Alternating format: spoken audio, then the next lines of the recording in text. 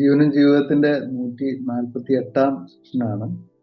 അതിലേക്ക് ക്രിസ്തുയേശുവിൽ എല്ലാവരെയും സ്നേഹത്തോടെ സ്വാഗതം ചെയ്യുന്നു. ഒന്ന് നമ്മൾ പുറകോട്ട് തിരിഞ്ഞു നോക്കുകയാണെങ്കിൽ, ഒരു കാലത്ത് കാൽവിനിസവും അർമീനിയസും ഒക്കെ നമ്മുടെ ചർച്ചാ വിഷയങ്ങളായിരുന്നു. കാൽവിനിസത്തെ കുറിച്ചൊക്കെ ചിന്തിക്കുന്ന സമയത്ത് തുലിപ്പ് എന്ന ചുരുക്കെഴുത്ത് നമ്മുടെ ഓർമ്മകളിൽ ഉണ്ടാകാം. ഈയിടെയായിട്ട് ഇങ്ങനെയുള്ള ചർച്ചകളും പഠനവും ഒക്കെ പൊതു ക്ലാസ്സുകളിൽ കുറഞ്ഞു എന്ന് തോന്നുകയാണ്. തീർച്ചയായും ഇവയൊക്കെ എന്താണെന്ന് ഒരു ചെറിയ ഓർമ്മപ്പെടുത്തൽ ഇന്ന് സണ്ണി സഹോദരൻ വിഷയം കൈകാര്യം ചെയ്യുന്ന സമയത്ത് സൂചിപ്പിക്കുന്നതായിരിക്കും. എന്നാൽ അതിലുപരിയായിട്ട് ഇവയുടെ ഒരു വേദശാസ്ത്ര പഠന വിശദാംശങ്ങൾക്കുപരിയായിട്ട് ഈ വ്യത്യസ്ത ചിന്താധാരകൾ എങ്ങനെയാണ് നമ്മുടെ ആത്മീയ ബോധ്യങ്ങളെയും രക്ഷയെയും സുവിശേഷ ദൗത്യ നിർവഹണത്തെയും പ്രായോഗിക ക്രിസ്തീയ ജീവിതത്തെയൊക്കെ സ്വാധീനിക്കുകയും സ്പർശിക്കുകയും ചെയ്യുന്നത് എന്നാണ് നമ്മൾ ഇന്ന് ചർച്ച ചെയ്യുന്നത്. സണ്ണി സഹോദരനെ പ്രത്യേകമായിട്ട് ക്ഷണിക്കുന്നു. കർത്താവിന്റെ വലിയ നാമം മഹത്വപ്പെടട്ടെ. ഒരു ദിവസം കൂടി ജീവനും ജീവിതവും എന്ന ഈ പ്രോഗ്രാമില് നിങ്ങളോട് ഒരുമിച്ച് സമയം ചെലവഴിക്കാൻ ദൈവം തന്ന കൃപയ്ക്കായി സ്തോത്രം ചെയ്യുന്നു. ഇന്ന് എനിക്ക് അസൈൻ ചെയ്തിരിക്കുന്ന ഈ വിഷയം വളരെയധികം ചർച്ചകൾ ചരിത്രത്തിൽ ഉണ്ടാകാനായിട്ട് കാരണമായി തീർന്ന ഒരു വിഷയമാണ്. കാൽവിനിസം, അർമേനിസം എന്ന പേരിൽ ഈ ചർച്ച തുടങ്ങിയത് 17-ാം നൂറ്റാണ്ടിലാണ് നമുക്കറിയാം. എന്നാൽ അതിനു മുമ്പ് തന്നെ ഇതിന്റെ പല ആശയങ്ങൾ സംബന്ധിച്ചുള്ള ചർച്ചകൾ സഭാ ചരിത്രത്തിൽ നമുക്ക് കാണാൻ സാധിക്കും. അഗസ്റ്റിന്റെ കാലത്ത് ഇത് സംബന്ധിച്ചുള്ള സംവാദങ്ങളും ചർച്ചകളും ഒക്കെ നടന്നിട്ടുണ്ട്. പിന്നീട് ഇതിനൊരു ക്രമീകൃതമായ രീതിയിൽ ഒരു system of belief, system of theology എന്ന നിലയിൽ ഈ കാൽവിനിസം, അർമീനിസം എന്നുള്ള തിരിവൊക്കെ വ്യക്തമായി വന്നത് 17-ാം നൂറ്റാണ്ടിന്റെ ആരംഭ കാലഘട്ടത്തിലാണ്. ഇപ്പൊ കാൽവിനിസവും അർമീനിസവും ഇത് ക്രിസ്തീയ ഗോളത്തിൽ ഇന്ന് പ്രബലമായ രണ്ട് ഉപദേശ ധാരകളാണ്, തിയോളജിക്കൽ സ്ട്രീംസ് ആണ്. പ്രത്യേകമായിട്ട് രക്ഷയെ സംബന്ധിക്കുന്ന ഉപദേശമാണ് പ്രധാനമായിട്ടും ഈ ഉപദേശങ്ങളിലൂടെ അല്ലെങ്കിൽ ഈ പേരുകളിലൂടെ വിശദീകരിക്കാനായിട്ട് ശ്രമിക്കുന്നത്. രണ്ടു ഭാഗത്തും വേദശാസ്ത്രികളുണ്ട്, ഭക്തരായ മനുഷ്യരുണ്ട്, നല്ല മനുഷ്യരുണ്ട്. രണ്ടുപേരും ദൈവവചനമായ വിശുദ്ധ ബൈബിൾ അടിസ്ഥാനമാക്കിയാണ് അവരുടെ ആശയങ്ങൾ രൂപപ്പെടുത്തിയിരിക്കുന്നതെന്ന് അവകാശപ്പെടുന്നു. നമുക്കിന്ന് ഈ രണ്ട് വിചാരധാരകൾ അല്ലെങ്കിൽ രണ്ട് വേദശാസ്ത്ര ധാരകളെ ഒന്ന് പരിചയപ്പെടാം. ഒരുപക്ഷെ ചിലർക്കെങ്കിലും പരിചയം ഉണ്ടാവും, എല്ലാവർക്കും പരിചയം ഉണ്ടാകില്ല എന്ന് ചിന്തിക്കുന്നു. പരിചയപ്പെടാം. വിശദമായിട്ടുള്ള ഒരു പഠനത്തിനുള്ള സമയം നമുക്കില്ല. മാത്രമല്ല, ഈ കാൽവിനിസം അല്ലെങ്കിൽ അർമീനിസം, ഈ രണ്ട് വേദശാസ്ത്ര ശാഖകൾ അല്ലെങ്കിൽ ധാരകൾ എങ്ങനെയാണ് നമ്മുടെ പ്രായോഗികമായ ക്രിസ്തീയ ജീവിതത്തെ ബാധിക്കുന്നത്? ഇനി അടുത്തൊരു പോയിന്റായിട്ട് നമുക്ക് എങ്ങനെ ഈ വ്യത്യസ്തമായ ആശയം സ്വീകരിച്ചിരിക്കുന്ന ആളുകളെ കാണണം, അതിനെക്കുറിച്ച് നമുക്കൊന്ന് ചിന്തിച്ചു പോകാം. പിന്നീട് നമുക്ക് ചോദ്യങ്ങളിലേക്കും ചർച്ചകളിലേക്കും ഒക്കെ പോകാം എന്ന് വിചാരിക്കും. 1610 ജെയിംസ് അർമീനിയസ് എന്ന മനുഷ്യൻ, അദ്ദേഹം ഒരു ഡച്ച് പ്രൊഫസറാണ്. അപ്പൊ അദ്ദേഹം മരിച്ചു. അദ്ദേഹം വാസ്തവത്തില് ഒരു വിശ്വാസിയാണ്. അദ്ദേഹം ഒരു ഉപദേശിയാണ്. കാൽവിന്റെ മരുമകൻ വചനം പഠിപ്പിച്ച ഒരാളാണെന്നാണ് ഞാൻ അതിനെക്കുറിച്ച് മനസ്സിലാക്കുന്നത്. പിന്നെ റോമാലേഖനം പഠിച്ചുകൊണ്ടിരുന്ന സമയത്ത് ഇദ്ദേഹത്തിന് രക്ഷയെക്കുറിച്ചുള്ള കാൽവിൻ ഉപദേശിച്ച ഉപദേശങ്ങളിൽ അല്പ അഭിപ്രായ വ്യത്യാസങ്ങളൊക്കെ ഉണ്ടായി. അതിന്റെ വെളിച്ചത്തിൽ അദ്ദേഹത്തിന്റെ ഉപദേശങ്ങളെ ക്രോഡീകരിച്ചുകൊണ്ട് 5 പോയിന്റുകൾ ഇദ്ദേഹം ഉണ്ടാക്കി. വാസ്തവത്തിൽ കാൽവിൻ ഈ രക്ഷയെ സംബന്ധിച്ചുള്ള ഉപദേശത്തില് പോയിന്റായിട്ട് തിരിച്ച് ഇന്ന് നമ്മൾ കാൽവിനിസം എന്ന് മനസ്സിലാക്കുന്ന അല്ലെങ്കിൽ ട്യൂലിപ്പ് എന്ന രീതിയിൽ അവതരിപ്പിക്കുന്ന അങ്ങനെയുള്ള ഒരു ക്രമീകരിച്ച അല്ലെങ്കിൽ ഒരു ലിസ്റ്റായിട്ടൊന്നും കാൽവിൻ ഉണ്ടാക്കിയിട്ടില്ല. ഇത് ജെയിംസ് അർമീനിയസ് അല്ലെങ്കിൽ ജേക്കബ് അർമീനിയസ് എന്ന് പറയുന്ന വ്യക്തിയാണ് ആദ്യമേ കാൽവിൻ പഠിപ്പിച്ച ഉപദേശത്തിൽ നിന്ന് വ്യത്യസ്തമായി 5 പോയിന്റുകൾ രൂപപ്പെടുത്തി പഠിപ്പിക്കാനായിട്ട് ആരംഭിച്ചു. മാത്രമല്ല ചർച്ച് ഓഫ് പോളണ്ട്, ഡെൻമാർക്കിലെ ആ സഭയില് അവിടെയുള്ള സ്ഥലങ്ങളിലൊക്കെ അദ്ദേഹം പ്രചരിപ്പിക്കാനായിട്ട് തുടങ്ങി.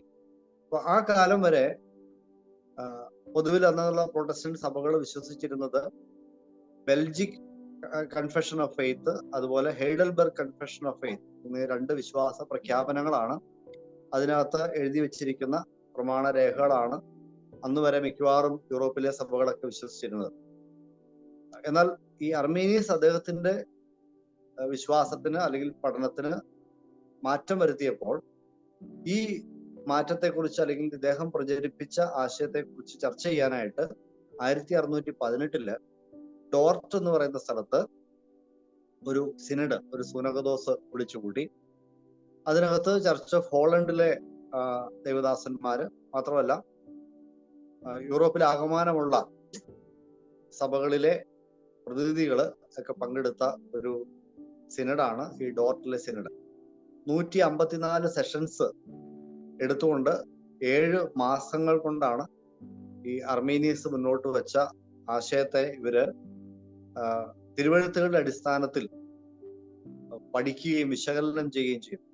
അപ്പൊ അതിന്റെ അടിസ്ഥാനത്തിൽ ഇവര് കണ്ടെത്തിയത്, അല്ലെങ്കിൽ ഇവരുടെ ഒരു നിഗമനം, ദൈവവചനത്തിന്റെ പഠനത്തിന്റെ അടിസ്ഥാനത്തിൽ ഈ അർമേനിയസ് പഠിപ്പിച്ച ഈ പോയിന്റുകൾ നിലനിൽക്കുന്നതല്ല, കാൽവിൻ പഠിപ്പിച്ച ഉപദേശമാണ് ശരി എന്ന നിലപാടില് ഇവര് എത്തിച്ചേരുകയും കാൽവിന്റെ ഉപദേശങ്ങളിൽ നിന്ന് 5 പോയിന്റുകൾ ഇവര് ഉണ്ടാക്കുകയും ചെയ്തു. അപ്പൊ അതാണ് 5 പോയിന്റ്സ് ഓഫ് കാൽവിനിസം എന്നറിയപ്പെടുന്ന, ടൂലിപ്പ് എന്ന ചുരുക്ക പേരിൽ അറിയപ്പെടുന്ന ഈ രക്ഷയെ സംബന്ധിക്കുന്ന ഉപദേശം എന്ന് പറയുന്നത്. അപ്പോ ഈ കാൽവിനിസത്തെ കുറിച്ച് പറഞ്ഞാൽ അതിന്റെ ഈ രക്ഷയെ സംബന്ധിക്കുന്ന ഉപദേശം അത് മാത്രമല്ല വാസ്തവത്തിൽ കാൽവിനിസം എന്ന് പറയുന്നത്. കുറച്ചുകൂടി വിശാലമായ ഒരു വേദശാസ്ത്ര ചിന്താധാരയാണ്. പ്രധാനമായിട്ടും അതിനകത്തുള്ള ആശയം, അതിന്റെ കേന്ദ്ര ആശയം എന്ന് പറയുന്നത് ദൈവത്തിന്റെ സർവാധികാരമാണ്, the sovereignty and majesty of God എന്ന് നമുക്ക് പറയാം. അപ്പൊ ദൈവം സകലത്തിന്റെയും മീതെ ഉയർന്നിരിക്കുന്ന, സകലത്തെയും നിയന്ത്രിക്കുന്ന ദൈവത്തിന്റെ മഹത്വമാണ് സകലത്തിന്റെയും ലക്ഷ്യം എന്ന ആശയമാണ് വാസ്തവത്തിൽ ഈ കാൽവിനിസത്തിന്റെ ഏറ്റവും കേന്ദ്രമായിട്ടിരിക്കുന്ന ആശയം എന്ന് പറയുന്നത്. അതിനെ തുടർന്നാണ് ഈ രക്ഷയുടെ ഉപദേശമൊക്കെ അതുമായിട്ട് ബന്ധപ്പെട്ട് വരുന്നത്. അപ്പൊ ദൈവകേന്ദ്രീയമായ ഒരു വേദശാസ്ത്രം, ഒരു ചിന്താ രീതി, ഒരു ജീവിത രീതി, ഇതൊക്കെയാണ് കാൽവിനിസം വിശ്വസിക്കുകയും പഠിപ്പിക്കുകയും ചെയ്യുന്ന വേദശാസ്ത്രികൾ പറയാറുണ്ട്. എന്നാൽ മറുഭാഗത്ത് അർമേനിയസം ദൈവത്തിന്റെ സർവാധികാരത്തെയും ദൈവത്തിന്റെ കൃപയെയും ഒക്കെ അംഗീകരിക്കുകയും ഒക്കെ ചെയ്യുമ്പോൾ തന്നെ അതിന് കുറച്ച് വ്യത്യാസങ്ങൾ ഉണ്ട്. ഇവർ കുറച്ചുകൂടി ഒരു ഹ്യൂമൻ സെന്റേഡ്, മനുഷ്യ കേന്ദ്രീയമായി ചിന്തിക്കുന്നു എന്നാണ് അവരെ കുറിച്ച് പറയാനായിട്ട് സാധിക്കുന്ന ഒരു കാര്യം. അപ്പൊ ഇതിനെക്കുറിച്ചുള്ള വിമർശനങ്ങളൊക്കെ നമ്മൾ വായിക്കുമ്പോൾ ഈ അർമേനിയസം എന്ന ഈ തിയോളജിക്കൽ സ്ട്രീം ഇതൊരു പ്രോഡക്റ്റ് ഓഫ് ഹ്യൂമനിസം എന്ന ഒരു ചിന്താധാരയുടെ ഉൽപ്പന്നമാണ് ഈ അർമേനിയസം എന്ന് ചിന്തിക്കുകയും അങ്ങനെ വിമർശിക്കുകയും ചെയ്യുന്ന ആളുകളുണ്ട്. അതിനെക്കുറിച്ച് അവർ വളരെ നിശ്ചിതമായ ഭാഷയിലൊക്കെയാണ് വിമർശിക്കുന്നത്. അതായത് സിൻഫുൾ പ്രൈഡ് ഓഫ് ഡിപ്രൈവ്ഡ് മാൻ എന്നാണ് അതിനെക്കുറിച്ച് ഒരു ലേഖനത്തിൽ ഞാനിങ്ങനെ വായിച്ചത്. അതിന് നമുക്ക് അത്രത്തോളമൊക്കെ കടത്തി പറയണമെന്നുള്ളത് ചിന്തിക്കേണ്ട വിഷയമാണ്. കാരണം അങ്ങനെ ചിന്തിക്കാനായിട്ട് കാരണം മനുഷ്യന്റെ സ്വാതന്ത്ര്യത്തിനും കഴിവിനും പ്രമുഖ സ്ഥാനം കൊടുത്ത് ചിന്തിക്കുന്ന ഒരു വേദശാസ്ത്ര ശാഖയാണ് അർമീനിസം എന്നാണ് കാൽവിനിസ്റ്റുകൾ ഇതിനെക്കുറിച്ച് വിമർശനമായിട്ട് പറയുകയും ആരോപിക്കുകയും ഒക്കെ ചെയ്യുന്നത്. നമുക്കതിനെക്കുറിച്ച് ചർച്ച ചെയ്യാം, വിശകലനം ചെയ്യാനുള്ള സമയമുണ്ടല്ലോ. ഇനി ഞാൻ ചുരുക്കത്തിൽ അടുത്തതായിട്ട് ചെയ്യാൻ ആഗ്രഹിക്കുന്നത് ഈ കാൽവിനിസത്തിന്റെയും അർമീനിസത്തിന്റെയും 5 പോയിന്റുകൾ, ഈ 5 പോയിന്റുകൾ തമ്മിലാണ് പലപ്പോഴും വ്യത്യാസങ്ങളും സംവാദങ്ങളും ഒക്കെ ഉണ്ടാകാറുള്ളത്. ഈ പോയിന്റുകളെ കുറിച്ച് ചുരുക്കത്തിലൊന്ന് പറഞ്ഞു പോകാം. 2 കൂട്ടരും എന്താണ് വിശ്വസിക്കുന്നത്, എന്താണ് പറയുന്നത്, പഠിപ്പിക്കുന്നത് എന്നുള്ള കാര്യത്തെ കുറിച്ച് നമുക്ക് ചിന്തിക്കാം. നമ്മൾ ഈ ട്യൂലിപ്പ് എന്ന് പറയുന്ന ഒരു അക്രോണിം കേട്ടിട്ടുണ്ടാവും, TULIP. അതിൽ ഓരോ അക്ഷരങ്ങളും ഇതിലെ ഓരോ ആശയത്തെ പ്രതിദാനം ചെയ്യുന്നു. അപ്പൊ ആ രീതിയിൽ നമുക്ക് 5 പോയിന്റുകളെ ഒന്ന് ജസ്റ്റ് ഒന്ന് മെൻഷൻ ചെയ്ത് പോകാനുള്ള സമയം നമുക്കുള്ളൂ. വിശദമായിട്ടുള്ള പഠനങ്ങൾ നടത്തുന്നില്ല. ഞാൻ അധികം വാക്യങ്ങളൊന്നും എടുത്ത് വായിക്കാൻ ആഗ്രഹിക്കുന്നില്ല. താല്പര്യമുള്ളവർ പിന്നീട് ചോദിച്ചാൽ പറഞ്ഞു തരുന്നതാണ്. ഒന്നാമതായിട്ട് ടോട്ടൽ ഡിപ്രൈവിറ്റി, സമ്പൂർണ്ണ ധാർമ്മിക അധപ്പതനം എന്ന ഒരു ആശയമാണ്. അതായത് മനുഷ്യൻ പാപം ചെയ്തപ്പോൾ മനുഷ്യനേറ്റ പരിക്ക് എത്ര മാരകമാണ്. ഇതാണ് ഈ വിഷയത്തിൽ കൈകാര്യം ചെയ്യുന്ന കാര്യം. ഇപ്പൊ കാൽവിനിസം വിശ്വസിക്കുമ്പോൾ മനുഷ്യന്റെ ഈ അധപ്പതനം അവന്റെ ആത്മാവ്, അവന്റെ മനസ്സ്, അവന്റെ ശരീരം, ഈ മേഖലകളെയെല്ലാം ബാധിക്കുകയും അതിന് ജീർണത വരുത്തുകയും ചെയ്തു. മനുഷ്യന് ദൈവം കൊടുത്ത സ്വാഭാവികമായിട്ടുള്ള കഴിവുകൾ അതിന്റെ മുഴുവനും അർത്ഥത്തിൽ ഉപയോഗിക്കാനായിട്ട് കഴിവില്ലാത്തവനായിട്ട് മനുഷ്യൻ മാറി. മനുഷ്യൻ വീഴ്ചയ്ക്ക് ശേഷവും ഇമേജ് ഓഫ് ഗോഡ്, ദൈവ ഛായ ഉള്ളവൻ തന്നെയാണ്. എന്നാൽ ദൈവം മനുഷ്യനെ സൃഷ്ടിച്ചപ്പോൾ മനുഷ്യന് കൊടുത്ത സവിശേഷമായ കഴിവുകൾ ഉപയോഗിക്കാനായിട്ട് അവന് സ്വയമേ കഴിവില്ലാത്തവനായി തീർന്നു. അഥവാ അവന് ജീർണത സംഭവിച്ചു. കഴിവില്ല എന്ന് പറയുമ്പോൾ ഒരു കഴിവുമില്ല എന്ന അർത്ഥത്തിലല്ല, പ്രത്യേകിച്ച് ആത്മീകമായിട്ടുള്ള കാര്യങ്ങളെ സംബന്ധിച്ചുള്ള കഴിവ് കുറവിനെ കുറിച്ചാണ്, മാനസികമായിട്ടുള്ള അവന്റെ കഴിവ് കുറവിനെ കുറിച്ചാണ് പറയുന്നത്. കാരണം ഈ വീഴ്ചയിൽ സംഭവിച്ചത് ആത്മീകമായ ഒരു മരണം സംഭവിച്ചു. അതുപോലെ തന്നെ മാനസികമായ ഒരു അന്ധത മനുഷ്യനെ ബാധിച്ചു. ആത്മീക സത്യങ്ങൾ തിരിച്ചറിയാനായിട്ടുള്ള കഴിവില്ലായ്മ മനുഷ്യനെ ബാധിച്ചിരിക്കുന്നു. 1 കൊരിന്ത്യർ 2:14 പറഞ്ഞിരിക്കുന്നത് അതാണ്. ആത്മീകമായി വിവേചിക്കേണ്ടതായതുകൊണ്ട് അവന് അതിനുള്ള കഴിവില്ല എന്ന് പറയുന്നു. പ്രാകൃത മനുഷ്യനെ കുറിച്ച് പറയുകയാണ്. രക്ഷിക്കപ്പെടാത്തൊരു മനുഷ്യന് പരിശുദ്ധാത്മാവില്ലാത്തത് കൊണ്ട്, പരിശുദ്ധാത്മാവിന്റെ പ്രവർത്തനം അവനില്ലാത്തത് കൊണ്ട് അവൻ ആത്മീക സത്യങ്ങൾ വിവേചിക്കാനായിട്ടുള്ള കഴിവില്ല. എഫേസ്യർ 2:1 നമുക്കറിയാം, അതിക്രമങ്ങളാലും പാപങ്ങളാലും മരിച്ചിരിക്കുന്നു എന്നുള്ള ആശയം. എന്നാൽ മറുഭാഗത്ത് അർമീനിസ്റ്റ് ആശയക്കാര് പറയുന്നത് ഈ വീഴ്ച സംഭവിച്ചു എന്നുള്ള യാഥാർത്ഥ്യം അവരും അംഗീകരിക്കുന്നു. മനുഷ്യന് അതോടുകൂടി പരിക്കുപറ്റി എന്നവർ അംഗീകരിക്കുന്നു. പക്ഷെ ആ പരിക്കിന്റെ ഇന്റൻസിറ്റി, അതിന്റെ തീവ്രത കാൽവിനിസ്റ്റുകൾ പറയുന്നത് പോലെ അത്രയും തീവ്രമായിട്ടുള്ള പരിക്ക് മനുഷ്യന് സംഭവിച്ചിട്ടില്ല. മനുഷ്യന് ഇപ്പോഴും കഴിവുകളുണ്ട്. ഇപ്പോഴും അവന് വേണമെങ്കിൽ ദൈവത്തിന്റെ സത്യങ്ങളോട് പ്രതികരിക്കാനായിട്ടുള്ള ശേഷിയുണ്ട്. ഒരു ചെറിയ സഹായം, എല്ലാ മനുഷ്യർക്കും ദൈവം കൊടുക്കുന്ന ഒരു കോമൺ ഗ്രേസ്, ആ പൊതുവായിട്ടുള്ള ഒരു സഹായം കൊണ്ട് വേണമെങ്കിൽ, ആ സഹായം ഉള്ളതുകൊണ്ട് വേണമെങ്കിൽ ആത്മീയ കാര്യങ്ങളെ തിരഞ്ഞെടുക്കാൻ, ക്രിസ്തുവിനെ തിരഞ്ഞെടുക്കാനായിട്ട് മനുഷ്യന് കഴിയും. അവന് ഫ്രീ വിൽ ഉണ്ട്, സ്വതന്ത്ര ഇച്ഛയുണ്ട് എന്നാണ് അർമേനിസ്റ്റ് ആശയക്കാര് വിശ്വസിക്കുന്നത്. ഇനി രണ്ടാമത്തെ പോയിന്റ് ഇലക്ഷനെ സംബന്ധിച്ചുള്ളതാണ്, തിരഞ്ഞെടുപ്പിനെ സംബന്ധിച്ചുള്ള വിഷയമാണ്. കാൽവിനിസം പറയുമ്പോൾ അതിന്റെ രണ്ടാമത്തെ പോയിന്റ് ആയിട്ട് പറയുന്നത് അൺകണ്ടീഷണൽ ഇലക്ഷൻ എന്നുള്ളതാണ്, നിരുപാധിക തിരഞ്ഞെടുപ്പ്. അപ്പൊ കാൽവിന്റെ പഠനത്തിൽ അല്ലെങ്കിൽ കാൽവിനിസത്തിന്റെ ചിന്തയില് ദൈവം രക്ഷയ്ക്കായി മനുഷ്യരെ തിരഞ്ഞെടുക്കുന്നു. ആ തിരഞ്ഞെടുപ്പ് നടന്നത് ലോകസ്ഥാപനത്തിന് മുമ്പാണ്. മനുഷ്യൻ ഗുണമാകട്ടെ ദോഷമാകട്ടെ എന്തെങ്കിലും ചെയ്യുന്നതിന് മുമ്പ്, മനുഷ്യൻ ജനിക്കുന്നതിന് മുമ്പ് ദൈവം ചില മനുഷ്യരെ രക്ഷയ്ക്കായി തിരഞ്ഞെടുത്തു. ആ തിരഞ്ഞെടുപ്പിന് ആധാരം തിരുവുള്ളത്തിന്റെ പ്രസാദം മാത്രമാണ്. മറ്റൊരു കൺസിഡറേഷൻ, മറ്റൊരു വ്യവസ്ഥയും ദൈവത്തിന്റെ തെരഞ്ഞെടുപ്പിന് പിന്നിലില്ല എന്ന് കാൽവിനിസ്റ്റുകൾ വിശ്വസിക്കുന്നു. മറിച്ച് അർമീനിസ്റ്റുകൾ വിശ്വസിക്കുന്നത് ദൈവം നമ്മളെ തെരഞ്ഞെടുത്തു എന്ന് തന്നെ അവർ വിശ്വസിക്കുന്നു. രണ്ടു കൂട്ടരും തെരഞ്ഞെടുപ്പിൽ വിശ്വസിക്കുന്നു. പക്ഷെ ആ തെരഞ്ഞെടുപ്പിന്റെ പിന്നിലുള്ള കാരണത്തെക്കുറിച്ചാണ് രണ്ടുപേരും അഭിപ്രായ വ്യത്യാസം.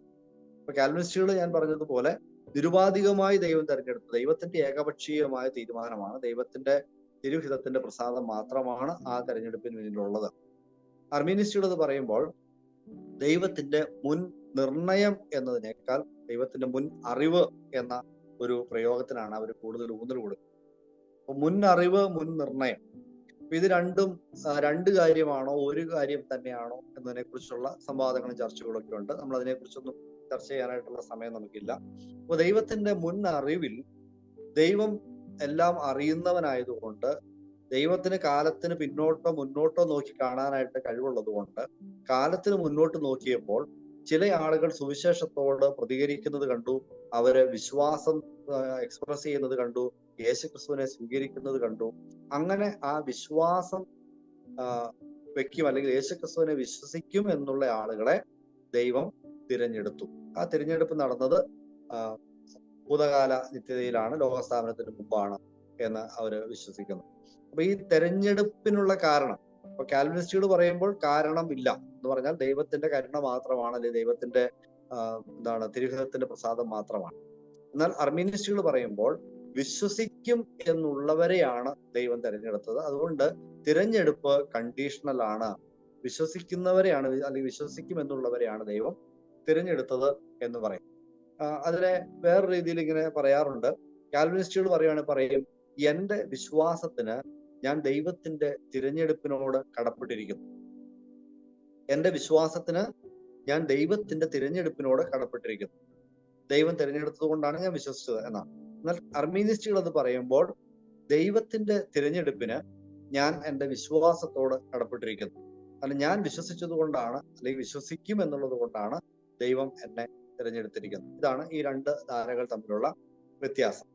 മൂന്നാമത് ലിമിറ്റഡ് അറ്റോൺമെന്റ്, അല്ലെങ്കിൽ ക്ലിപ്തമായ പാപപരിഹാരം. ഇത് യേശു കർത്താവിന്റെ ക്രൂശിലെ മരണത്തിൽ രക്ഷ സംഭവിച്ചു. രക്ഷ ദൈവം ഒരുക്കി. രക്ഷയ്ക്ക് ആവശ്യമായതെല്ലാം ദൈവം ചെയ്തു. അത് രണ്ടു കൂട്ടരും വിശ്വസിക്കുന്ന കാര്യമാണ്. എന്നാൽ ഈ ക്രൂശ് മരണത്തിന്റെ, അല്ലെങ്കിൽ യേശു ക്രിസ്തുവിലൂടെ ദൈവം വരുത്തിയ പാപപരിഹാരത്തിന്റെ വ്യാപ്തി സംബന്ധിച്ച് ഉള്ള ഒരു അഭിപ്രായ വ്യത്യാസമാണ്, അതിന്റെ എഫക്റ്റീവ്നെസ് സംബന്ധിച്ചുള്ള ഒരു അഭിപ്രായ വ്യത്യാസമാണ് ഈ പോയിന്റിൽ പ്രധാനമായിട്ടും വരുന്നത്. ഇപ്പൊ കാൽവിനിസ്റ്റുകൾ വിശ്വസിക്കും യേശു ക്രിസ്തു മരിച്ചത് ദൈവം മുന്നമേ തെരഞ്ഞെടുത്ത ആളുകൾക്ക് വേണ്ടിയാണ്.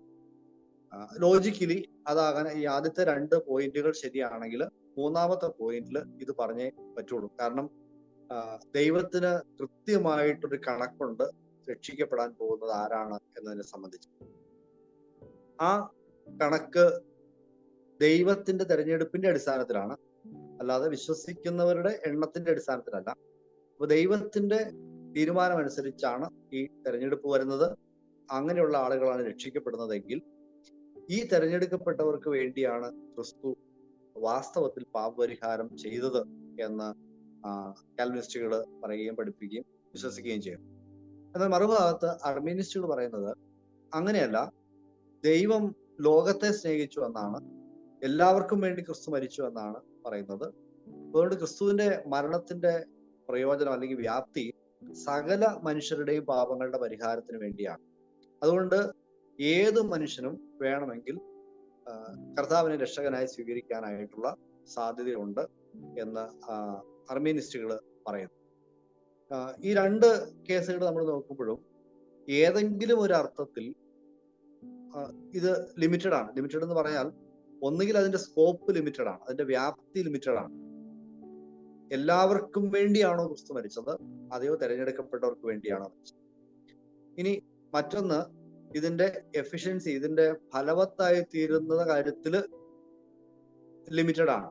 അതാണ് ഒരു ചിന്ത എന്ന് പറഞ്ഞാൽ യേശു ക്രിസ്തുവിന്റെ ക്രൂശ് മരണത്തിലൂടെ രക്ഷിക്കപ്പെടുന്ന ആളുകള് ലിമിറ്റഡ് ആണ്.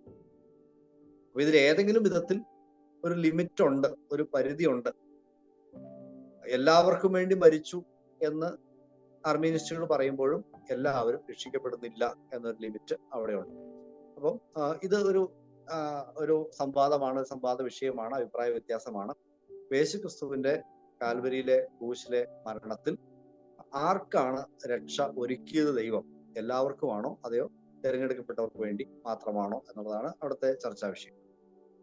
നാലാമത്തേത് ഇറസിസ്റ്റബിൾ ഗ്രേസ്, തടുക്കാനാകാത്ത ദൈവകൃപ അഥവാ ഫലവത്തായ ദൈവകൃപ എന്നാണ്. ദൈവം ഈ രക്ഷ കൃപയാലാണ് എന്ന് രണ്ടു കൂട്ടരും വിശ്വസിക്കുന്നു. അർമീനിസ്റ്റുകളും കാൽവിനിസ്റ്റുകളും വിശ്വസിക്കുന്നത് രക്ഷ കൃപയാലാണെന്നാണ്.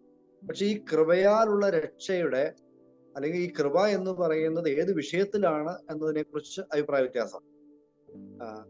കാൽവിനിസ്റ്റുകൾ പറയും ദൈവം കൃപയാൽ രക്ഷ ഒരുക്കുക മാത്രമല്ല, ആ ഒരുക്കി വെച്ച രക്ഷ ഒരു വ്യക്തിയുടെ ജീവിതത്തിൽ ഫലവത്തായി തീരുവാനും ദൈവകൃപ തന്നെയാണ് പ്രവർത്തിക്കുന്നത്. അപ്പൊ ദൈവത്തിന്റെ കൃപ രക്ഷ ഒരുക്കി, ആ ഒരുക്കി വെച്ച രക്ഷയിലേക്ക് ഒരു പാപിയായ മനുഷ്യനെ ദൈവം ആകർഷിക്കുന്നു, അവന്റെ ഹൃദയത്തിൽ വ്യത്യാസം വരുത്തുന്നു, അവനെ വിശ്വസിക്കുന്നതിലേക്ക് നയിക്കുന്നു. അപ്പൊ ദൈവത്തിന്റെ കൃപയുടെ പ്രവർത്തനം മനുഷ്യന്റെ ദൈവം ഒരുക്കി വെച്ചു എന്ന്, രക്ഷ ഒരുക്കി വെച്ചു എന്ന് മാത്രമല്ല, രക്ഷിക്കപ്പെടുന്നതിലേക്ക് മനുഷ്യനെ എത്തിക്കുന്നത് വരെ ദൈവത്തിന്റെ കൃപ അവനിൽ പ്രവർത്തിക്കുന്നു, ദൈവത്തിന്റെ കൃപയാണ് കാരണം എന്ന് പറയുന്നു. എന്നാൽ മറുവശത്ത് അർമീനിസം വിശ്വസിക്കുമ്പോൾ ദൈവം തന്റെ കൃപയാൽ രക്ഷ ഒരുക്കി വെച്ചു. കാൽവരി ക്രൂശിൽ ക്രിസ്തുവിനെ പകരമായി നൽകിയതിലൂടെ രക്ഷ ഒരുക്കി വെച്ചു. ഇനി അപ്പൊ ദൈവകൃപയുടെ പ്രവർത്തനം അവിടെ വരെയുള്ളൂ. ഇനി വേണമെങ്കിൽ മനുഷ്യൻ ഹൃദയം തുറക്കാം, മനുഷ്യന് വേണമെങ്കിൽ ക്രിസ്തുവിനെ സ്വീകരിക്കാം, മനുഷ്യന് വേണമെങ്കിൽ സുവിശേഷത്തോട് പ്രതികരിക്കാം, വിശ്വസിക്കാം. അത് മനുഷ്യന്റെ സ്വതന്ത്ര ഇച്ഛയുടെ ഒരു തീരുമാനത്തിന്റെ അടിസ്ഥാനത്തിലാണ്. വേറൊരു രീതിയിൽ എന്നെ പറഞ്ഞാല്, ദൈവം മനുഷ്യനെ റീജനറേറ്റ് ചെയ്ത് വീണ്ടും ജനിപ്പിച്ച് വിശ്വാസത്തിലേക്ക് കൃപയാൽ നയിക്കുന്നു. അത് കാൽവിനിസ്റ്റുകൾ പറയും. അർമീനിസം പറയുന്നത് വിശ്വസിക്കുന്നത് വഴിയാണ് വീണ്ടും ജനനം അല്ലെങ്കിൽ രക്ഷ എന്ന് പറയും. അപ്പൊ കാൽവിനിസ്റ്റുകളെ സംബന്ധിച്ച് വീണ്ടും ജനനം രക്ഷയ്ക്ക് മുമ്പ് നടക്കുന്ന, വിശ്വാസത്തിന് മുമ്പ് നടക്കുന്ന പരിശുദ്ധാത്മാവിന്റെ പ്രവർത്തനമാണ്. എന്നാൽ അർമീനിസ്റ്റുകളെ സംബന്ധിച്ചിടത്തോളം വീണ്ടും ജനനം എന്നത് വിശ്വസിക്കുമ്പോൾ ഒരു വ്യക്തിയിൽ സംഭവിക്കുന്ന മാറ്റമാണ്, അല്ലെങ്കിൽ റീജനറേഷൻ ആണ്. അപ്പൊ ഇതിൽ തമ്മിൽ വ്യത്യാസമുണ്ട്. അപ്പൊ ഇവിടെയാണ് ദൈവത്തിന്റെ കൃപ, ആ കൃപ എത്രത്തോളമാണ് ഒരു വ്യക്തിയിൽ പ്രവർത്തിക്കുന്നത്, രക്ഷയിൽ എത്രത്തോളമാണ് ദൈവം ഈ ദൈവകൃപയുടെ വ്യാപാരം എന്നുള്ളതാണ്. ഇപ്പൊ കാൽവിനിസ്റ്റുകൾ പറയുമ്പോൾ പറയും, രക്ഷയ്ക്കായി ദൈവം തിരഞ്ഞെടുത്ത ആളുകൾ ഉറപ്പായിട്ടും രക്ഷിക്കപ്പെടും. അവരിലേക്ക് ദൈവകൃപ എത്തുകയും ദൈവത്തിന്റെ കൃപ അവരിൽ പ്രവർത്തിക്കുകയും ഈ വ്യക്തികൾക്ക് രക്ഷിക്കപ്പെടാനായിട്ടുള്ള എല്ലാവിധ കഴിവും ദൈവം കൊടുക്കുകയും അവരൊടുവിൽ രക്ഷിക്കപ്പെടുകയും ചെയ്യും. തിരഞ്ഞെടുക്കപ്പെട്ട ഒരു മനുഷ്യൻ പോലും രക്ഷിക്കപ്പെടാതെ പോവുകയില്ല. അത്രമാത്രം എഫക്റ്റീവായിട്ട് ദൈവകൃപ അവർ പ്രവർത്തിക്കുന്നതാണ്. എന്നാൽ അർമീനിസം പറയുന്നത് ഈ കൃപ റെസിസ്റ്റബിൾ ആണ്, മനുഷ്യന് വേണമെങ്കിൽ തടുക്കാം, വേണമെങ്കിൽ ദൈവകൃപയുടെ പ്രവർത്തനത്തെ സ്വന്തം തീരുമാനത്തിന്റെ അടിസ്ഥാനത്തിൽ സ്വതന്ത്ര ഇച്ഛ ഉപയോഗിച്ച് വേണമെങ്കിൽ എനിക്ക് തടയാം. അതായത് ദൈവത്തിന്റെ ദൈവം ഒരുക്കി വെച്ച രക്ഷയുടെ സുവിശേഷം ഞാൻ കേൾക്കുമ്പോൾ എനിക്ക് വേണമെങ്കിൽ ഈ സുവിശേഷം വിശ്വസിക്കേണ്ട എന്ന് തീരുമാനിക്കാം, ക്രിസ്തുവിനെ സ്വീകരിക്കേണ്ട എന്ന് തീരുമാനിക്കാം. അതിനുള്ള സ്വാതന്ത്ര്യം, അതിനുള്ള കഴിവ് മനുഷ്യന് ഉണ്ട് എന്നാണ്. അഞ്ചാമതായിട്ട് അഭിപ്രായ വ്യത്യാസമുള്ളത് പെർസീവറൻസ് ഓഫ് സെയിൻസ്, വൃതന്മാരുടെ നിത്യ സൂക്ഷിപ്പ് എന്ന വിഷയത്തിലാണ്, അല്ലെങ്കിൽ രക്ഷയുടെ ഭദ്രത എന്ന വിഷയത്തിലാണ്. ഇപ്പൊ കാൽവിനിസ്റ്റിക് ഉപദേശം അനുസരിച്ച് ദൈവത്തിന്റെ മുൻനിർണയത്താൽ ആരംഭിച്ചതും അതുപോലെ തന്നെ ദൈവകൃപയുടെ ഫലവത്തായ പ്രവർത്തനത്താൽ സാധ്യമാക്കുന്നതുമായ രക്ഷ പൂർണ്ണമായും ദൈവത്തിന്റെ പരിപാടി ആയതുകൊണ്ട് രക്ഷിക്കപ്പെട്ട വ്യക്തി ആത്യന്തികമായി ഈ രക്ഷയിൽ നിന്ന്, കൃപയിൽ നിന്ന് വീണു പോവുക അസാധ്യമാണ്, വീണു പോവുകയില്ല. അവര് എന്തായാലും നിത്യതയിൽ എത്തും, ദൈവത്തിന്റെ സന്നിധിയിൽ എത്തും എന്ന് തന്നെയാണ് കാൽവിനിസ്റ്റിക് ഉപദേശം പറയുന്നത്. എന്നാൽ മറിച്ച് അർമീനിസ്റ്റ് ആശയത്തിൽ പറയുമ്പോൾ ഈ ദൈവം ഒരുക്കി വെച്ച രക്ഷ, ആ രക്ഷ മനുഷ്യൻ വിശ്വാസത്താൽ സ്വന്തം തീരുമാനത്തിന്റെ അടിസ്ഥാനത്തിൽ സ്വീകരിച്ച ഈ രക്ഷ ആ വ്യക്തിക്ക് വേണമെങ്കിൽ he can fall away from grace, വേണമെങ്കിൽ ദൈവകൃപ തള്ളിക്കളഞ്ഞുകൊണ്ട്, വിശ്വാസം തള്ളിക്കളഞ്ഞുകൊണ്ട് അവന് വേണമെങ്കിൽ വീണ്ടും നാശത്തിലേക്ക് പിന്മാറാം എന്ന ആശയമാണ് അർമീനിസം പറയുന്നത്. അഥവാ രക്ഷ നിത്യമായി ഭദ്രമാണ് എന്ന് പറയാനായിട്ട് സാധിക്കുന്നത് ഞാൻ എത്രത്തോളം വിശ്വാസത്തിൽ നിലനിൽക്കുന്നു എന്നതിന്റെ അടിസ്ഥാനത്തിലാണ് എന്ന് അർമേനിസ്റ്റുകൾ പറയുമ്പോൾ, കാൽവിനിസ്റ്റുകൾ പറയും ഞാൻ വിശ്വാസത്തിൽ നിലനിൽക്കുന്നത് ദൈവത്തിന്റെ ശക്തിയിലാണ്, ദൈവത്തിന്റെ പരിപാടിയാണ്, അതുകൊണ്ട് ദൈവം എന്നെ അവസാനത്തോളം എത്തിക്കും എന്നാണ് കാൽവിനിസ്റ്റുകൾ പറയുന്നത്. അപ്പൊ ഇതാണ് ഈ 5 പോയിന്റുകൾ തമ്മിലുള്ള പ്രധാനപ്പെട്ട വ്യത്യാസം എന്ന് ചുരുക്കമായിട്ട് ഞാൻ പറഞ്ഞു എന്നേ ഉള്ളൂ. ഇനി നമുക്ക് ചിന്തിക്കാനായിട്ടുള്ളത്, ഇതിന്റെ ഒരു പ്രായോഗിക തലത്തിലേക്ക് വരുമ്പോൾ ഈ കാൽവിനിസം വിശ്വസിക്കുന്ന ആളുകളുടെ വിശ്വാസ ജീവിതത്തെയും അർമീനിസം വിശ്വസിക്കുന്ന ആളുകളുടെ വിശ്വാസ ജീവിതത്തെയും ഇത് എങ്ങനെയൊക്കെ ബാധിക്കുന്നു, അതിനെക്കുറിച്ചൊരു വിശാലമായ ചർച്ചയ്ക്കൊന്നും ഞാൻ മുതിരുന്നില്ല. എങ്കിലും എൻ്റെ മനസ്സിൽ തോന്നുന്ന പ്രധാനപ്പെട്ടതെന്ന് തോന്നിയ ചില പോയിന്റുകൾ ഞാൻ പറയാം. ഇതിന്റെ അടിസ്ഥാനത്തിൽ നമുക്ക് ചർച്ചകളും ചെയ്യാം. ഇപ്പൊ കാൽവിനിസ്റ്റുകൾ വിശ്വസിക്കുമ്പോൾ ആ വിശ്വാസത്തിന്റെ അടിസ്ഥാനത്തിൽ ഉളവാകുന്ന ഒരു പ്രധാനപ്പെട്ട ഫലം എന്ന് പറഞ്ഞാൽ A strong sense of majesty and authority of God. ദൈവത്തിന്റെ മഹത്വം സംബന്ധിച്ചും ദൈവത്തിന്റെ സർവാധികാരം സംബന്ധിച്ചും ഒരു ആഴമേറിയ ഒരു ബഹുമാനവും അതുപോലെ അതിൽ നിന്ന് പുറപ്പെടുന്ന ഒരു ആരാധനയും, ഇതാണ് കാൽവിനിസത്തിന്റെ ഒരു കേന്ദ്ര വിഷയമായിട്ട് അവര് പറയുന്നത്. ദൈവത്തിന്റെ സർവാധികാരം, സകലത്തെയും നിയന്ത്രിക്കുന്ന, സകലത്തെയും തന്റെ ഹിതപ്രകാരം ചലിപ്പിക്കുന്ന ദൈവത്തിന്റെ ഈ പ്രപഞ്ചം, അല്ലെങ്കിൽ ദൈവം ആണ് ഇതിന്റെ എല്ലാം പിറകില്, എല്ലാത്തിലും എല്ലാം ദൈവമാണ് എന്ന് പറയുന്നു. ആ വലിയവനായ ദൈവത്തിന്റെ ഒരു കാഴ്ചയും ആ കാഴ്ചയുടെ അടിസ്ഥാനത്തിൽ ഉള്ള ദൈവാരാധനയും ആ ദൈവമാണ് സകലത്തെ നിയന്ത്രിക്കുന്നത് എന്നുള്ള ബോധ്യത്തിലുള്ള ജീവിതവുമാണ് കാൽവിനിസം എന്ന് അവർ പറയും. മറിച്ച് അർമേനിയസിനെ കുറിച്ച് പറയുമ്പോൾ അത് കുറച്ചുകൂടി ഹ്യൂമനിസ്റ്റിക് ആണ്, കുറച്ചുകൂടി സെൽഫ് സെന്റേഡ് ആണ്. ദൈവം വലിയവനാണ്, ദൈവം സർവാധികാരിയാണ് എന്നൊക്കെ, ദൈവത്തിന്റെ സോവറിറ്റിയെ കുറിച്ചൊക്കെ അർമേനിസ്റ്റുകളും വിശ്വസിക്കുന്നു.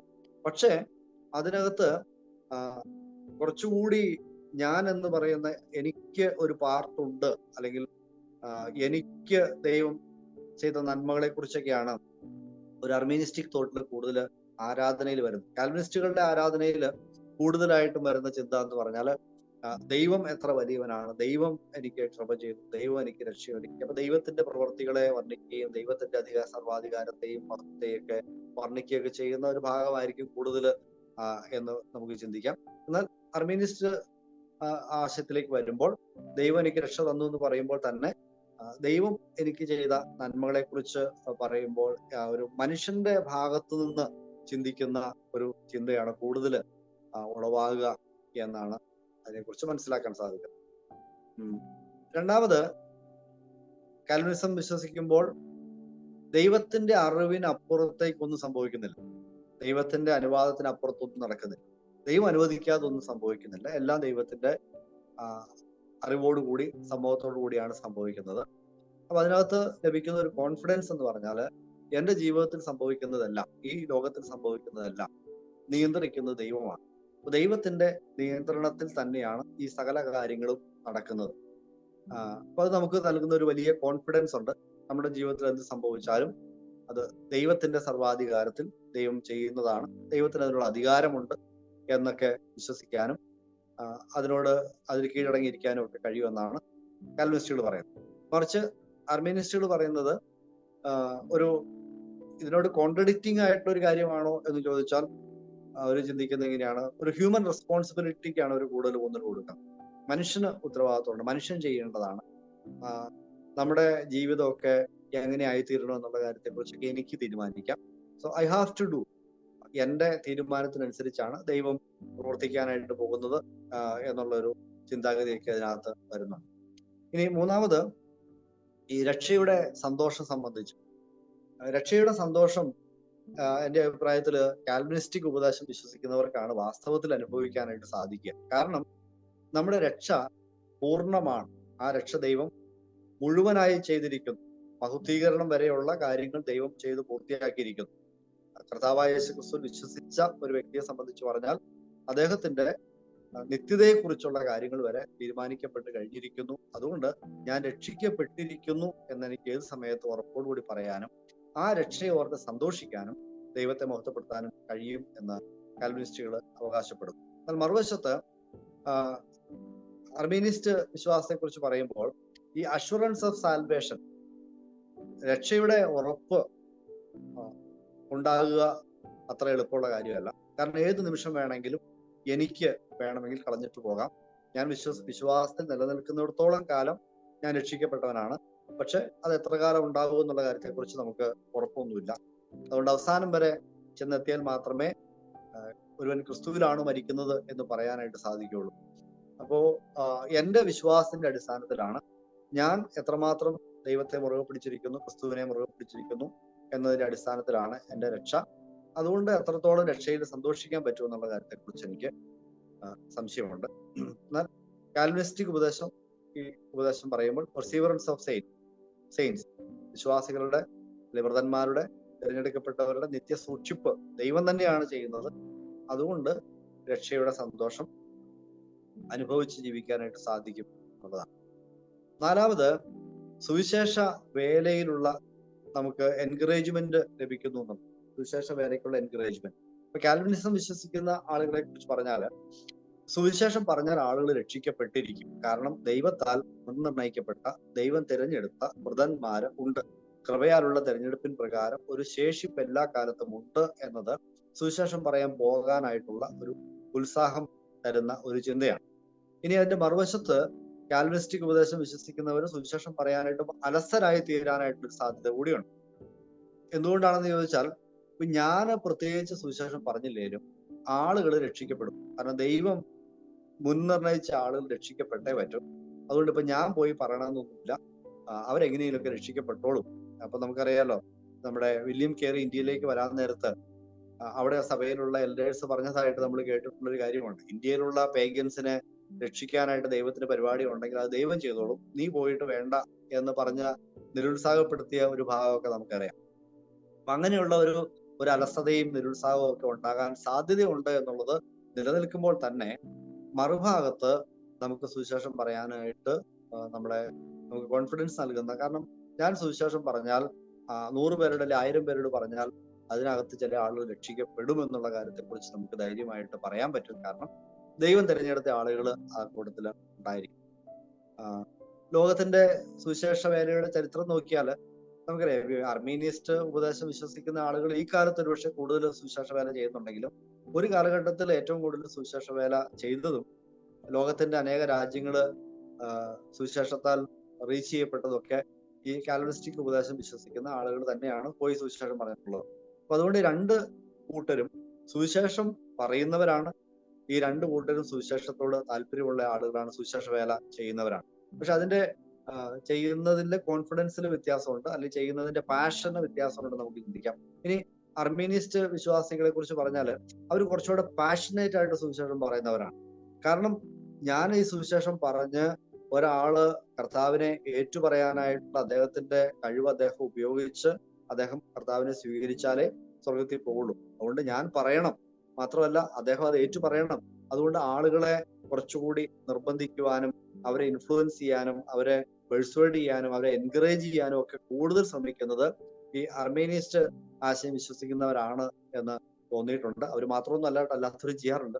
നമ്മളൊക്കെ, ഞാൻ എന്റെ കാര്യം പറഞ്ഞ, ഞാൻ ഒരു കാൽവിനിസ്റ്റിക് ഉപദേശം വിശ്വസിക്കുന്ന ആളാണെങ്കിലും നമ്മൾ വീണ്ടും വീണ്ടും ആളുകൾ പോയി കാണുകയും ഉത്സാഹിപ്പിക്കുകയൊക്കെ ചെയ്യാറുണ്ട്. പക്ഷെ എന്നാൽ പൊതുവിൽ പറയുന്ന ഒരു വിഷയം ഇതാണ്: ഇവാഞ്ചലിസ്റ്റിക് സീൽ കൂടുതലുള്ളത് അർമേനിസ്റ്റിക് ആശയം വിശ്വസിക്കുന്നവരാണ് എന്ന് പറയാറുണ്ട്. കാരണം ആളുകൾ രക്ഷിക്കപ്പെടണം എന്നുള്ളത് ഒരു മനുഷ്യന്റെ തിരഞ്ഞെടുപ്പിന്റെ അടിസ്ഥാനത്തിലായതുകൊണ്ട് അവനോട് ഹൃദയം തുറക്കാൻ, കർത്താവിനെ സ്വീകരിക്കാനൊക്കെ കൂടുതൽ നിർബന്ധിക്കുകയും ചെയ്യാറുണ്ട്. എന്നാൽ അതിനൊരു അപകടമുണ്ട്. ഈ അർമേനിസ്റ്റിക് ഉപദേശം വിശ്വസിക്കുന്നവർ സുവിശേഷം പറയാൻ പോകുമ്പോൾ അവർ ആളുകളെ നിർബന്ധിച്ച് ഏറ്റുപറയിപ്പിക്കുന്ന ഒരു പ്രവണതയാണ്. അപ്പൊ അങ്ങനെയുള്ള ഒരു രീതി ഉള്ളത് കൊണ്ട് ആളുകൾ വേഗം ഒരുപക്ഷെ നിർബന്ധം കൊണ്ടൊക്കെ ഏറ്റു പറഞ്ഞെന്ന് പറയാം. വാസ്തവത്തിൽ വിശ്വാസം അവരുടെ ഉള്ളിൽ ഉണ്ടായിട്ടാണെന്നുള്ള കാര്യത്തെ കുറിച്ചൊക്കെ സംശയം ഉണ്ടാവും. നമുക്കറിയില്ല, ദൈവമാണ് തീരുമാനിക്കുന്നത്. ഏതായാലും രണ്ടു കൂട്ടരും സുവിശേഷം പറയുന്നവരാണ്. പക്ഷെ സുവിശേഷം പറയുന്നതിന്റെ അതിന്റെ പുറകിലുള്ള കാഴ്ചപ്പാടുകൾക്ക് ഒരുപക്ഷെ വ്യത്യാസമാണ്. അതുകൊണ്ട് ഞാൻ സാധാരണ ഇങ്ങനെ പറയാറുണ്ട്, ഒരു കാൽവിനിസ്റ്റിനെ പോലെ വിശ്വസിക്കുകയും കാൽവിനിസ്റ്റിക് ഉപദേശം വിശ്വസിക്കുകയും അർമീനിസ്റ്റിനെ പോലെ സുവിശേഷം പറയുകയും ചെയ്താൽ നല്ലതായിരിക്കും എന്ന് ഞാനിങ്ങനെ വ്യക്തിപരമായിട്ടൊരു അഭിപ്രായം പറയാറുണ്ട്. അഞ്ചാമത്, പ്രാർത്ഥനയുടെ വിഷയം വരുമ്പോൾ കാൽവിനിസ്റ്റിക് ഉപദേശം വിശ്വസിക്കുന്നവർ പറയും പ്രാർത്ഥിക്കാനായിട്ട് വാസ്തവത്തിൽ കൂടുതൽ എൻകറേജ്മെന്റ് ഉള്ളത് കാൽവിനിസ്റ്റുകൾക്കാണ്. കാരണം ദൈവഹിതപ്രകാരം പ്രാർത്ഥിച്ചാൽ ദൈവം ഉത്തരം നൽകിയിരിക്കും. കാരണം ദൈവത്തിന്റെ ഹിതമാണ് ദൈവം അനുഷ്ഠിക്കുന്നത്. ദൈവഹിതം അനുഷ്ഠിക്കാനായിട്ടുള്ള തീരുമാനമാണ് ദൈവത്തിനുള്ളത്.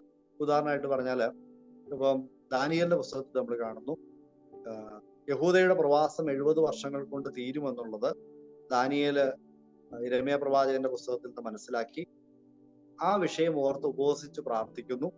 ആ പ്രാർത്ഥനയ്ക്ക് ഒടുവിൽ അതിന്റെ ഉത്തരം ദൈവം കൊടുക്കുന്നു.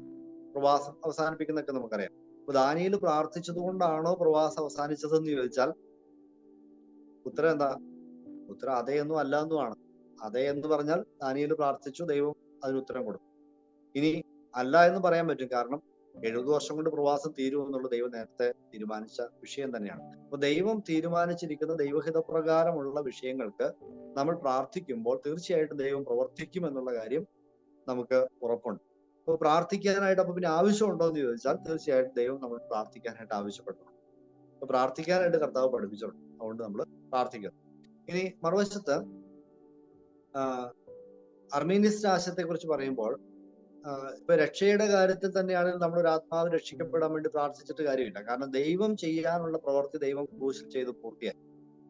ഇനി ഒരാൾ രക്ഷിക്കപ്പെടണോ വേണ്ടയോ തീരുമാനിക്കുന്ന ദൈവമല്ല, ഒരു വ്യക്തിയാണ്.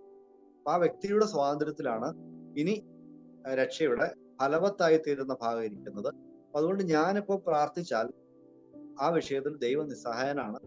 ദൈവം പറഞ്ഞ് ഞാൻ ചെയ്യാനുള്ളതൊക്കെ ചെയ്തു കഴിഞ്ഞു, ഇനി ഓരോ വ്യക്തികളുടെയും സ്വാതന്ത്ര്യത്തിന് വിട്ടിരിക്കുകയാണ്, അവരാണ് തീരുമാനിക്കേണ്ടത്. അപ്പൊ ഒരു ആത്മാവിന്റെ രക്ഷയ്ക്ക് വേണ്ടി ഒരു അർമീനിസ്റ്റിന് ആത്മാർത്ഥമായിട്ട് പ്രാർത്ഥിക്കാൻ പറ്റുമെന്ന് ചോദിച്ചാൽ അതിന് വിശ്വാസം അനുസരിച്ച് പറഞ്ഞാൽ, ഡോക്ടറിന് അനുസരിച്ച് പറഞ്ഞാൽ ആ പ്രാർത്ഥന കൊണ്ട് കാര്യമില്ല എന്നാണ്. ഇപ്പൊ പ്രാർത്ഥിക്കുന്ന വിഷയത്തിൽ, പ്രത്യേകിച്ച് ആത്മാക്കളുടെ രക്ഷയ്ക്ക് വേണ്ടി പ്രാർത്ഥിക്കുന്ന വിഷയത്തില് ഈ രണ്ട് ആശയങ്ങൾ തമ്മിൽ ഒരു വ്യത്യാസം ഉണ്ട് എന്നുള്ള കാര്യം. പക്ഷെ അർമീനിസ്റ്റുകളും പ്രാർത്ഥിക്കുന്നവരാണ്. നമുക്കറിയാവുന്ന പല സഹോദരന്മാരുമുണ്ട്, നല്ല മനുഷ്യരുടെ സുവിശേഷത്തിന്റെ സീലുള്ള ആളുകൾ, അവരും ആത്മാക്കൾ രക്ഷിക്കപ്പെടാൻ വേണ്ടി പ്രാർത്ഥിക്കും. അപ്പൊ ഇതിന്റെ പലതിന്റെയും ഈ എൻഡ് റിസൾട്ട് വരുമ്പം ഈ രണ്ട് വിചാരധാരകളും വിശ്വസിക്കുന്ന ആളുകൾ ഒരു പോയിന്റിലേക്ക് തന്നെ എത്തുമെന്നാണ് പല കാര്യത്തിലും എനിക്ക് തോന്നിയിട്ടുള്ളത്. ഈ രക്ഷയെ സംബന്ധിച്ചുള്ള ഉപദേശത്തിലുള്ള വ്യത്യാസം എന്ന് പറയുമ്പോൾ നമ്മളൊരു കാര്യം മനസ്സിലാക്കണം.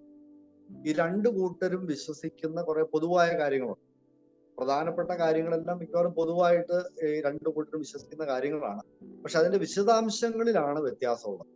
ഉദാഹരണമായിട്ട് പറഞ്ഞാല് ഞാൻ ഇവരെ കുറിച്ചുള്ള നമ്മുടെ മനോഭാവം എന്തായിരിക്കണം എന്ന വിഷയത്തെക്കുറിച്ച് ചിന്തിക്കുമ്പോൾ കാൽവിനിസ്റ്റുകളും അർമീനിസ്റ്റുകളും രണ്ടുപേരും ദൈവമക്കളാണ്. രണ്ടു കൂട്ടരും രക്ഷിക്കപ്പെട്ട ആളുകളാണ്. രണ്ടു കൂട്ടരും ദൈവത്തെ സ്നേഹിക്കുന്നവരും ദൈവത്തെ ആരാധിക്കുന്നവരുമാണ്. രണ്ടു കൂട്ടരും ബൈബിൾ വിശ്വസിക്കുന്നവരാണ്. രണ്ടു കൂട്ടരും സ്വർഗത്തിലും ഉണ്ടാകും. പിന്നെന്താ പ്രശ്നം എന്ന് ചോദിച്ചാൽ പറഞ്ഞ പോലെ ഇതിന്റെ വിശദാംശങ്ങളിലാണ് വ്യത്യാസങ്ങളുള്ളത്. അപ്പൊ ആ വ്യത്യാസങ്ങൾ എത്രമാത്രം നമ്മൾ ഗൗരവമായിട്ട് എടുക്കണം എന്നുള്ളതിന്റെ ഒരു ചോദ്യമുണ്ട്. അപ്പൊ ഇത്രമാത്രം ഈ വിഷയത്തെ കുറിച്ചൊക്കെ സംവാദത്തിൽ ഏർപ്പെടേണ്ട ആവശ്യമുണ്ടോ, തർക്കിക്കേണ്ട ആവശ്യമുണ്ടോ, ഓരോരുത്തർക്ക് ഇഷ്ടമുള്ള പോലെ വിശ്വസിച്ചാൽ പോരെ എന്നൊക്കെയുള്ള ചോദ്യമുണ്ട്. അപ്പൊ അങ്ങനെ പറയുമ്പോൾ സാധാരണഗതിയിൽ നമ്മൾ പറയാറുള്ള ഇതാണ്, ദൈവത്തിന്റെ വചനം പറയുന്നതാണ് നമ്മൾ വിശ്വസിക്കേണ്ടത്. അപ്പൊ ഇതിൽ ഏത് ഉപദേശമാണ്, ഏത് ആശയമാണ് ദൈവവചന പ്രകാരം ശരിയായിട്ടുള്ള ഉപദേശം എന്നുള്ളതാണ് നമ്മുടെ മുമ്പിലുള്ള ചോദ്യം എന്ന് പറഞ്ഞാൽ. രണ്ട് ആശയങ്ങൾ വിശ്വസിക്കുന്നവരും ബൈബിളിൽ നിന്ന് വാക്യങ്ങൾ എടുക്കും, ബൈബിളിൽ നിന്ന് തെളിവ് അവര് കൊണ്ടുവരും. ഇതൊക്കെ രണ്ടുപേരും ചെയ്യുന്ന കാര്യമാണ്. പക്ഷെ ഏറ്റവും കൂടുതൽ നിലനിൽക്കുന്നത് ഏത് ആശയത്തിന്റെ തെളിവാണെന്ന് ചോദിച്ചാൽ വ്യക്തിപരമായിട്ട് എന്റെ പഠനത്തിൽ എനിക്ക് മനസ്സിലായിട്ടുള്ളത് കാൽവിനിസ്റ്റിക് ആശയങ്ങളാണ് കൂടുതൽ ദൈവവചന പ്രകാരം എന്നാണ് ഞാൻ വിശ്വസിക്കുകയും മനസ്സിലാക്കുകയും ചെയ്തിട്ടുള്ള കാര്യങ്ങൾ. ഈ വിശ്വാസത്തെ സംബന്ധിച്ച് പറയുമ്പോൾ രണ്ടു കൂട്ടരും ദൈവത്തിന്റെ സർവാധികാരത്തിൽ വിശ്വസിക്കുന്നു. രണ്ട് തിയോളജിക്കൽ ലൈനിലും ദൈവം സർവാധികാരിയാണ് എന്ന് വിശ്വസിക്കുന്നു. രണ്ടുപേരും ഒരു ദൈവത്തെ തന്നെ ആരാധിക്കുന്നു. ഇനി ആ ദൈവത്തിന്റെ സർവാധികാരം എങ്ങനെ ഓപ്പറേറ്റ് ചെയ്യുന്നു എന്നുള്ള കാര്യത്തിൽ വിശദാംശങ്ങളിൽ വ്യത്യാസമുണ്ട് എന്നുള്ളതാണ്. അപ്പൊ നമുക്ക് ഈ രണ്ട് ആശയങ്ങൾ വിശ്വസിക്കുന്നവരോടും നമുക്കുണ്ടായിരിക്കേണ്ട മനോഭാവം, ഇവർ രണ്ടുപേരും ദൈവത്തെ വിശ്വസിക്കുന്നവരും ദൈവത്തിന്റെ സർവാധികാരം അംഗീകരിക്കുന്നവരും ഒരേ ദൈവത്തെ ആരാധിക്കുന്നവരും തന്നെയാണ്. ആ കാര്യത്തിൽ വ്യത്യാസമൊന്നുമില്ല. രണ്ടാമത്, രണ്ടുപേരും ദൈവമാണ് രക്ഷയുടെ കാരണഭൂതൻ എന്ന് വിശ്വസിക്കുന്നു.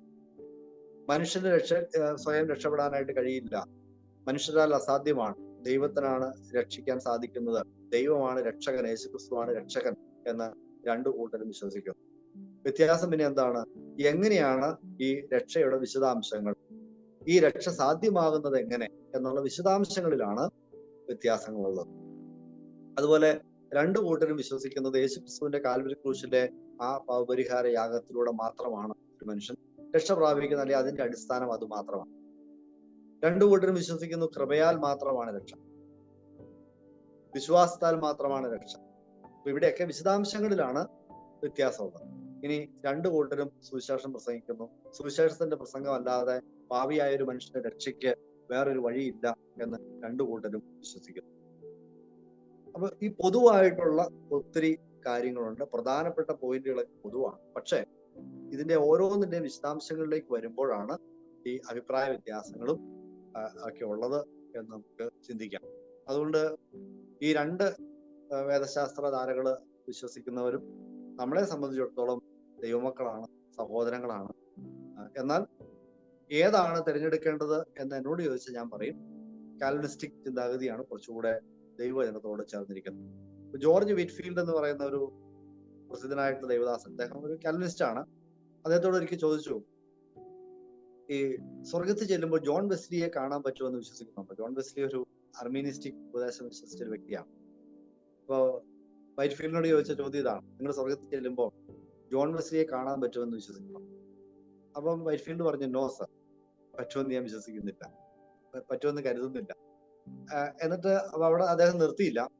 എന്നിട്ട് അദ്ദേഹം പറഞ്ഞത്, for he will be so near the eternal throne and I shall be at such a distance I shall hardly get a sight of. അദ്ദേഹം പറഞ്ഞത് ഇങ്ങനെയാണ്, ഈ ജോൺ വെസ്ലി എന്ന് പറയുന്ന മനുഷ്യൻ കർത്താവിന്റെ സിംഹാസനത്തോട് വളരെ അടുത്തായിരിക്കും, ഞാൻ അങ്ങ് ദൂരെ പിറകിൽ എവിടെയെങ്കിലും ആയിരിക്കും, അതുകൊണ്ട് എനിക്ക് അവിടെ ഇരുന്നുകൊണ്ട് ജോൺ വെസ്ലിയെ കാണാൻ പറ്റും എന്ന് ഞാൻ വിശ്വസിക്കുന്നില്ല എന്ന് പറഞ്ഞാൽ, ജോൺ വെസ്ലിയെ രക്ഷിക്കപ്പെട്ട, ദൈവത്തിന് വേണ്ടി ജീവിച്ച ഒരു ദൈവമകനായി കാണുകയും അദ്ദേഹത്തിന് സ്വർഗത്തിൽ ഉണ്ടാകുമെന്നുള്ള ഉറപ്പ് ഉള്ള ഒരു മനുഷ്യനായിരുന്നു കാൽവിനിസ്റ്റിക് ഉപദേശം വിശ്വസിച്ച വാർഫീൽഡ് എന്ന് പറയുന്ന ദേവദാസൻ. നമ്മളും അങ്ങനെയൊക്കെ ചിന്തിച്ചാൽ മതിയാവുമെന്ന് എനിക്ക് തോന്നുന്നു. പിന്നെ വിശദാംശങ്ങളിലേക്ക് വരുമ്പോൾ നമുക്ക് അഭിപ്രായ വ്യത്യാസങ്ങൾ ഉണ്ടാവും. അതൊക്കെ ഇങ്ങനെ ചർച്ച ചെയ്യാനും ഒക്കെ നല്ലതാണ്. എന്നാൽ പ്രാക്ടിക്കലി വരുമ്പോൾ ക്രിസ്തുവിലുള്ള വിശ്വാസത്താലാണ് രക്ഷ. രക്ഷ നഷ്ടപ്പെടുമെന്ന് വിശ്വസിക്കുന്ന അർമീനിസ്റ്റുകളും തീർച്ചയായും സ്വർഗത്തിൽ കാണും എന്ന് തന്നെ വിശ്വസിക്കാൻ പറ്റും. ഇത്രയാണ് എനിക്ക് ഈ വിഷയ അവതരണമായിട്ട് പറയാനുള്ളത്. ഇനി വളരെ ചുരുങ്ങിയ സമയം കൊണ്ട് ചോദ്യങ്ങൾ ലളിതമായി ഇത്രയും കാര്യങ്ങൾ വിവരിച്ചെന്ന സനിസ്വറിനോടുള്ള നന്ദി രേഖപ്പെടുത്തുന്നു. വളരെ ചുരുക്കമായിട്ട് തന്നെ വളരെ പെട്ടെന്ന് നമുക്ക് കാര്യങ്ങൾ മനസ്സിലാവുന്ന രീതിയിൽ നമ്മൾ കേട്ടു. ഏറ്റവും ചുരുക്കി പറഞ്ഞു കഴിഞ്ഞാൽ കാൽവിനിസം കുറച്ചുകൂടി ഗോഡ് സെൻറ്റേർഡ് ആയിട്ട് കാര്യങ്ങളെ കാണുന്നു, അർമീനിസം ഹ്യൂമൻ സെൻറ്റേർഡ് ആയിട്ട് കാണുന്നു എന്നുള്ള കാര്യം പറഞ്ഞു. അതിനെക്കുറിച്ചുള്ള ചർച്ചകൾക്ക് നമുക്ക് സമയമുണ്ട്. അതുപോലെ തന്നെ അതിൻ്റെ വിവിധ മേഖലകളിൽ, വിവിധ തലങ്ങളിൽ എങ്ങനെയാണ് ഓരോ മേഖലകളിലും അതിന് കാണുന്നത്, പ്രത്യേകിച്ച് total depravity and conditional election, അങ്ങനെ പറഞ്ഞു വന്ന കാര്യങ്ങളുള്ള ബന്ധത്തിൽ എങ്ങനെയാണ് രണ്ട് വ്യൂവും എങ്ങനെയാണ് കാണുന്നതിനെ കുറിച്ച് നമ്മൾ കേട്ടു. പ്രത്യേകിച്ച് പ്രാക്ടിക്കൽ രീതി, പ്രായോഗിക ക്രിസ്തീയ ജീവിതവുമായിട്ട് ബന്ധപ്പെട്ട് ഈ കാര്യങ്ങളെ ചേർത്ത് ചിന്തിക്കുന്നതിനായിട്ട് നമുക്ക് കഴിഞ്ഞു. പ്രത്യേകിച്ച് ആരാധന കുറച്ചുകൂടി കാൽവിനിസ്റ്റുകൾ ഗോഡ് സെൻറ്റേർഡ് ആയിട്ടും മറ്റു രീതികളിൽ നമ്മൾ ഹ്യൂമൻ സെൻറ്റേർഡും ആയിട്ടാണ് അറിഞ്ഞോ അറിയാതെയോ ചെയ്തു പോകുന്നത് എന്നുള്ള കാര്യങ്ങളൊക്കെ നമ്മൾ പറഞ്ഞു. അതുപോലെ ദൈവത്തിന്റെ അധികാരത്തിന് കീഴടങ്ങിക്കുന്നതിനുള്ള ബന്ധത്തിൽ രക്ഷയുടെ ഉറപ്പ്, സന്തോഷം, സുവിശേഷം പറയുന്നതോടുള്ള പ്രോത്സാഹനത്തോടുള്ള ബന്ധത്തിൽ, പ്രാർത്ഥനയോടുള്ള ബന്ധത്തിലൊക്കെ രണ്ട് വ്യൂവും വരുന്ന സമയത്ത് എങ്ങനെയാണ് ചെറിയ ചെറിയ വ്യത്യാസങ്ങൾ വരുന്നത്, കാഴ്ചപ്പാടുകളിലെ വ്യത്യാസങ്ങൾ വരുന്നത് എന്നുള്ള കാര്യവും നമ്മൾ ചിന്തിക്കുകയുണ്ടായി. എന്നാൽ ഇങ്ങനെയുള്ള രണ്ട് ചിന്താധാരയിലുള്ള ആളുകളോടും നമ്മുടെ മനോഭാവം എന്താണെന്ന് വളരെ ക്ലിയർ ആയിട്ട് തന്നെ നമ്മളോട് പറഞ്ഞു. ദൈവമക്കളാണ് എന്നുള്ള ചിന്തയിൽ അവരോട് പെരുമാറുകയും ഇടപെടുകയും പ്രവർത്തിക്കുകയും ചെയ്യണം എന്നുള്ള രീതിയിൽ നമ്മൾ കേട്ടു. ഏതാണോ കൂടുതൽ ബിബ്ലിക്കൽ ആശയത്തോട് ചേർന്ന് വരുന്നത് ഏതാണെന്ന് നോക്കി അതിനോട് ചേർന്ന് നിൽക്കുക എന്നുള്ളതാണ് നമ്മളെക്കുറിച്ച് ഉദ്ദേശിച്ചത് എന്നുള്ള കാര്യവും വളരെ വ്യക്തമായിട്ട് തന്നെ നമ്മൾ കേൾക്കുകയുണ്ടായി. ഈ കാര്യങ്ങളെ പറഞ്ഞു തന്നതിന് സന്നിധനോടുള്ള നന്ദി ഒരിക്കൽ കൂടി അറിയിക്കുന്നു.